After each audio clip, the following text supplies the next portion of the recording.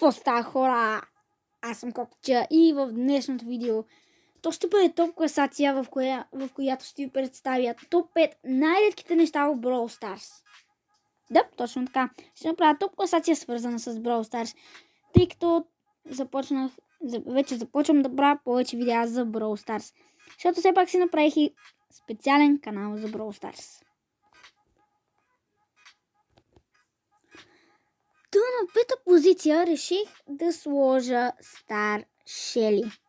Да, реших да сложа Star Shelly на пета позиция, просто защото не е толкова рядка, но не е и толкова нерядка.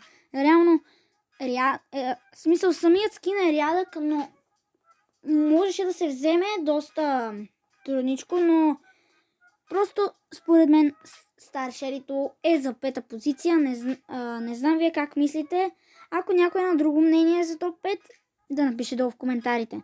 Ако беше за топ 10, щях да я сложа даже на 6-та позиция, защото има доста по-редки неща от Star Shelly и затова я слагам на 5-та позиция. На 4-та позиция реших да сложа това да си стигнал на еди кой си броулър над 1000 купи или с по-лес или съкратено 35 ранг. Или вече с тиъри в Brawl Stars, да си направя 35 ранг, тиър няма значение. Важното е, че си на 35 ранг над 1000 купи на един броулър, което е наистина доста голямо постижение. Аз не знам дали ще мога да го постигна това нещо.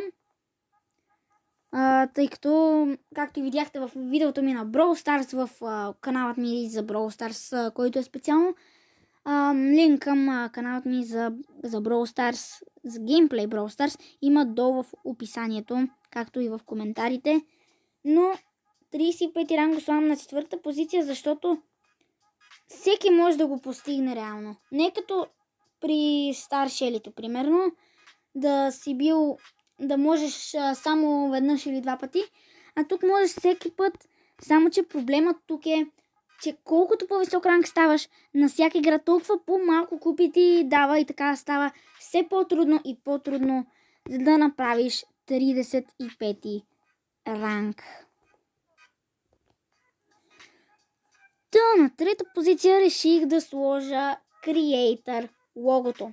Да, него имат по 2000 човека и според мен заслужава да е на трето място, защото това е рядко нещо, не може всеки да го има, трябва да си контент креатор на Brawl Stars, мисля, че да снимаш на Brawl Stars и с времето ти дават креатор иконата, което е това е доста голямо постижение и един от любимите ми ютубъри, да не кажа един от най-любимите ми ютубъри, Ванко, взе креатор иконата.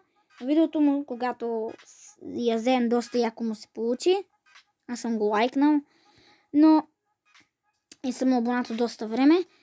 Но тази икона е просто супер рядка, хора. Наистина е супер рядката икона. И който има е доста голям късметлия, доста добър контент креатор.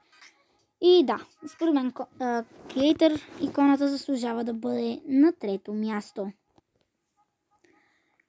На втора позиция реших да сложа да влезнеш в Brawl TV. Да, точно така. Някой да влезне в Brawl TV. Това е много голяма рядкост. Наистина доста рядко, докато си разтъкваш играта. Разбира се, тогава пак трябва да си на по-високите ранкове, предполагам. Отново човек да влезнеш в Brawl TV, дори да те гледат 2-3 човека. Ти си в Brawl TV, но да те гледат над 1000 човека, както е на тази игра на Brawl Ball, и да си наживо пред 1000 хора, в смисъл, играеш на Brawl Stars пред 1000 човека в Brawl TV, което е наистина доста голямо постижение. Според мен да влезеш в Brawl TV поне веднъж е доста хубаво, да те гледат на живо над 1000 човека, което е доста добре. Затова, ако влезнете в Brawl TV, запазете спокойствие и си играйте както си играете, за да се представите възможно най-добре, за да можете отново да влезнете. Да. А нека сега да преминаваме към позиция номер 1. Преди обаче да видим позиция номер 1 и какво според мен е най-рядкото нещо, което може да имаш в Brawl Stars, искам да ви кажа едно огромно благодаря, че стигнахме 90 абоната за един месец. Направихме към 70 абоната, което е доста хубаво. Също много благодаря за подкрепата, която показахте, че лайквате видеята. Другото, което исках да кажа е, че в новият ми канал, този, който е Кокча Brawl Stars, днеска ще има видео от 11:40 или 12 часа, в което аз и Никс играхме Nose Brawl. Затова отидете в канала. Както казах, линк към него има долу в описанието и в коментарите.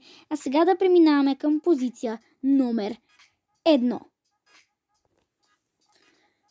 Хора, на позиция номер 1 реших да поставя Championship. Пина иконка ли е, какво е, не знам. Но това мисля, че е да си влезна на световно първенство на Brawl Stars, което е доста хубаво. И мисля, че този пин или другите, не знам. Наистина, доста трудно намерих точно снимка с пинът, но който има този пин е наистина добър, много добър на Brawl Stars, сигурно е велик и е доста голям късметлия, че е взел тази иконка, защото мисля, че за всяка година си има такава иконка. Аз обаче намерих само за 2019 година такава иконка. Не намерих за по-напред, за което доста съжалявам, исках да ви покажа, но да, според мен Championship пинът заслужава позиция номер 1. А сега, ако видеото ви е харесало, можете да се абонирате за канала с камбанката. Аз съм си Кокча и чао, приятели!